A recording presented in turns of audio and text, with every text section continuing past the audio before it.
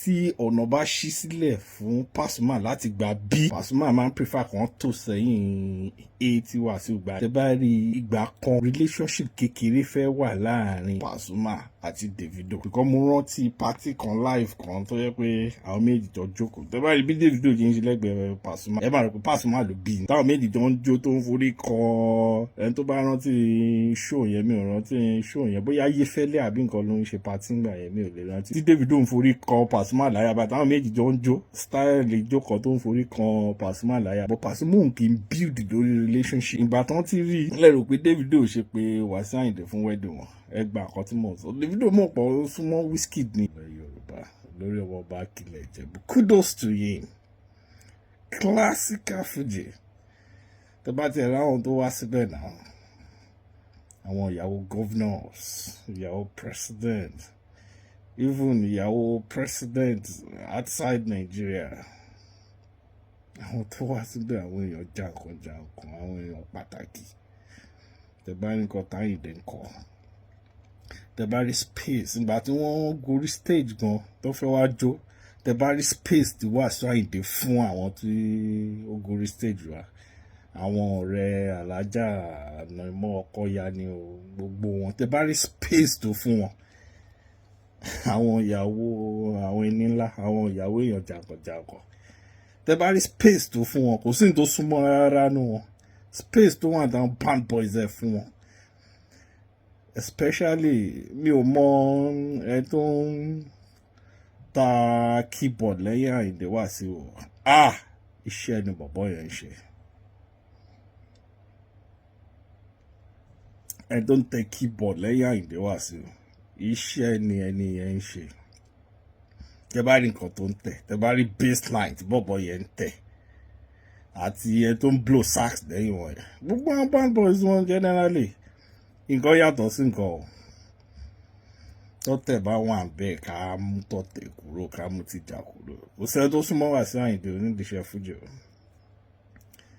Wasiu Ayinde blend, ó mingle, wọ́n dẹ̀ ṣiṣẹ́ lórí the kind of Fuji music tó ń kọ. Tó bá ń pariwo Fuji mi, ẹjọ́ Fuji ẹ̀ ni o. Is his own style of Fuji music. Nǹkan tí mo rò pé ń Wasiu Ayinde sọ ni Fuji ẹ̀ ni o. Tó bá ṣe nǹkan tí ò da outside stage, tá bá rí a máa sọ. Me, I'm not a blind follower. I like him. I like his own style of music. Tó bá gba mic dání, tó bá mú mic báyìí tó mú dání, I like his own style of music. But outside stage, bẹ́yàn ṣe nǹkan tí ò da tá bá rí a máa sọ. I'm not a blind follower. I follow his own kind of Fuji music. Nǹkan tí mo tún wá wò recently yẹn, kudos to Wasiu Ayinde. Kò sóò ṣàṣà ni ó ní Fuji táwọn Wizkid lè lọ náwó lórí stage wọn. Ṣàṣà ni, even tó bá náwó gan, tó máa dúró sórí stage oní Fuji tó máa jó àwọn Wizkid. I'm sorry o, and anybody can prove me wrong o. Ṣẹ̀rẹ̀ tó tún fẹ́ súnmọ́ Wasiu Ayinde nídìíṣẹ́ Fuji in terms of influence, ó ní Alhaji Pasuma Ajibola. Àmọ́ Pasuma wọ́n limit ability wọn. Wọn ò mọ̀ ní o. Ẹni tó bá jẹ́ Pasuma fans tó bá lè tag ọ̀gá ńlá kan tag wọn.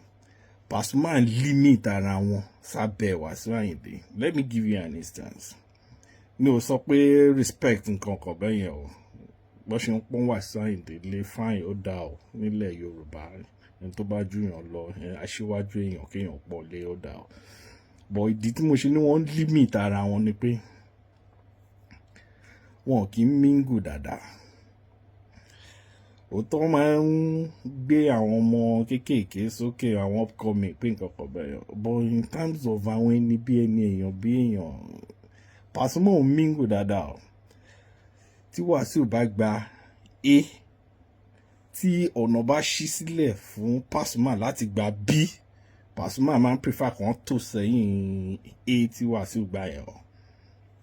Tẹ́ bá rí ìgbà kan relationship kékeré fẹ́ wà láàrin Pasuma àti Davido. Because mo rántí party kan live kan tó yẹ pé àwọn méjì tó jókòó. Tẹ́ bá rí bí Davido yìí ń ṣe lẹ́gbẹ̀ẹ́ Pasuma, ẹ máa rò pé Pasuma ló bí ni. Táwọn méjì tó ń jó tó ń forí kọ, ẹni tó bá rántí show yẹn, mi ò rántí show yẹn, bóyá Ayéfẹ́lẹ́ àbí nǹkan ló ń ṣe party ńgbà yẹn, mi ò lè rántí. Tí Davido ń forí kọ Pasuma láyà báyìí, táwọn méjì jọ ń jó, style ijó kan tó ń forí kọ Pasuma láyà báyìí. But Pasuma ò kì í build lórí relationship. Ìgbà tán ti rí lẹ́rù pé Davido ṣe pé Wasiu Ayinde fún wedding wọn, ẹ gba àkọ́ tí mo sọ. Davido mọ̀ pọ̀ ó súnmọ́ Wizkid ni. Wasiu Ayinde dẹ̀ smart. Ó mọ bó ṣe ń reach out. Wasiu Ayinde mọ bó ṣe ń mingle. Wasiu Ayinde blend. Nǹkan tó jẹ́ kí fújì wọn yàtọ̀ nìyẹn. Tó jẹ́ kí àwọn èèyàn jàǹkàn máa pè wọ́n nìyẹn.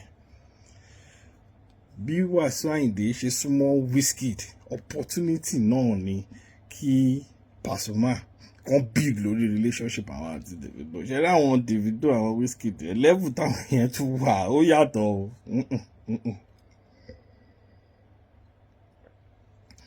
Ọmọdé ni wọ́n, àmọ́ nǹkan àgbà wà lọ́wọ́ wọn. Kò ń ṣe nǹkan àgbà nìkan, nǹkan àgbàlagbà ó wà lọ́wọ́ àwọn ọmọ yẹn. Ó yẹ kí Pasuma build lórí relationship yẹn. But wọ́n á máa wò pé ibi tí Wasiu bá tò sí, ẹ̀yìn Wasiu ní láti máa sí lẹ́yìn Wasiu all the time. Kò ń ṣọ̀rọ̀ àrífín náà. Career ẹ̀yìn méjèèjì ó ṣọ̀tọ̀ọ̀tọ̀. Wasiu Ayinde ṣiṣẹ́ lórí ara wọn gan ni o. Wọ́n ṣiṣẹ́ lórí music wọn gan dèní eléni. Lórí orin tó ń kọ, orin ni mò ń sọ̀rọ̀. Tí Wasiu Ayinde bá jẹ́ number 1, mo fẹ́ sọ pé number 2, number 3, number 4 ò sí. A máa bẹ̀rẹ̀ látòrí number 5 ni. Wasiu Ayinde ti mọ̀ yàn jù. Ẹ ní láti lọ wo show tí mò ń sọ yẹn. Birthday party Alájà àná ìmọ̀ Ọkọ̀yà. Tẹ́ bá ní nǹkan tí Wasiu Ayinde ń kọ, tẹ́ bá ní nǹkan tí bọ̀bọ̀ tó ń tẹ keyboard wọn yẹn ń tẹ̀, tẹ́ bá rí nǹkan tí bọ̀bọ̀ sax yẹn ń blow, omele ni o, àwọn onílù wọn olùbẹ̀rí, tẹ́ bá rí nǹkan tó ń lù, instrument wọn,